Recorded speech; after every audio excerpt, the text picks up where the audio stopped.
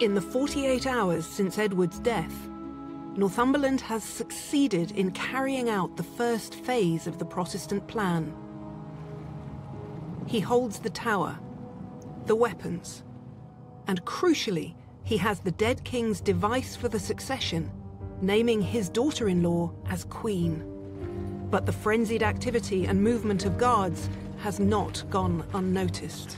By the time the sun set on Saturday, the 8th of July, 1553, almost all the key political players in London and beyond knew that Edward was dead and that Jane would be queen, though no public statement had been made.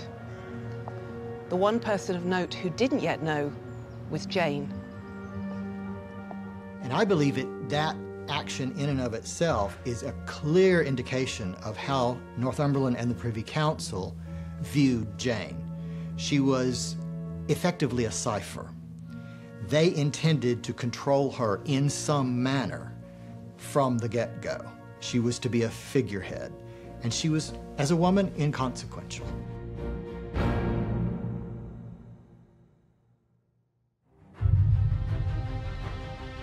By the 9th of July, Edward has been dead for 3 days. Northumberland is ready for phase 2 of his plan. It's time for the Privy Council to seize the moment and their new queen, Jane Grey.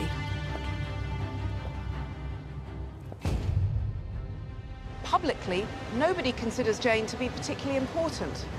Publicly, nobody knows that the order of succession has been changed. And that includes Jane. Early on the 9th, Northumberland sends for Jane, but she has no idea why. He instructs that she should be brought immediately, by river, to his house at Sion, if necessary, by force.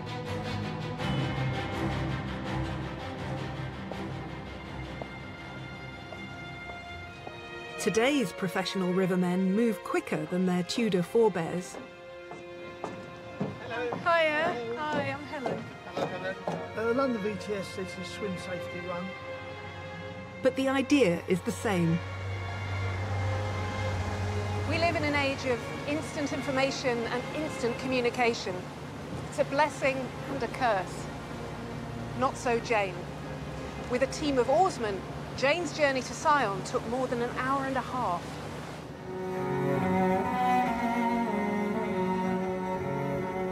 She was completely in the dark about why she'd been summoned, and could never have imagined what lay in store. This is where Jane arrives, Sion House. Today, the front of the house is on the other side, but in the 16th century, it was here, the side accessible from the river.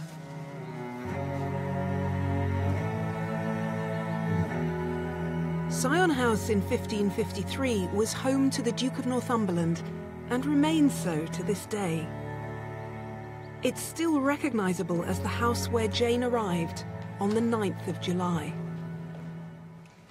The story goes that this is the room, the long gallery, where Jane heard that she was to be queen. So on the 9th, Jane is sent for, and in fact, she is brought here, into this very place at Zion. She is told that now she is going to be queen.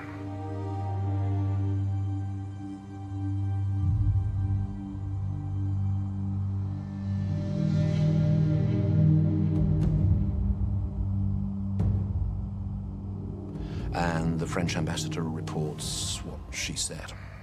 This is not for me. The rightful heir is Mary. The traditional story has it that she burst into tears and didn't want to be queen. She expressed a desire not to be queen. But if you look at her own account that she conveyed to Queen Mary some weeks after the event, she does describe bursting into tears. But it's very clear if you read it closely that those tears were for the death of Edward VI. They weren't for the circumstance she was in. Northumberland gave her a lecture on the illegitimacy of Mary and the illegitimacy of Elizabeth. And then Jane's parents arrived. Parental pressure that pushed her over. She prayed to God to give her the strength to do the job that had been given to her, which indicates to me that she was somewhat accepting, albeit reluctantly, that this was the role God had chosen for her, so she had to make the best of it. Bolstered by her faith, Jane accepts the crown that afternoon. The die is cast. That evening, Northumberland throws an opulent banquet. It's a celebration of Jane's accession as Queen. But he's also demonstrating to his supporters that they're right to be backing him. This was a grand alliance they should be proud to be part of.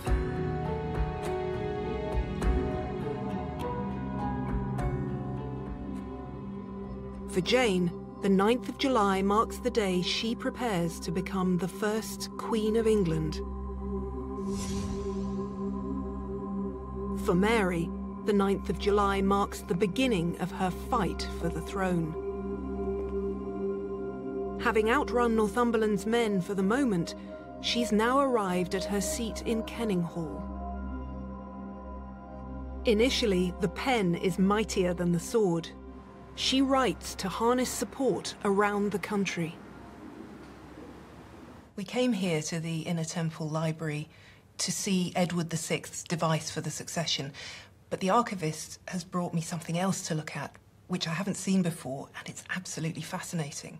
It's written on the 9th of July at her manor of Kenninghall in Norfolk.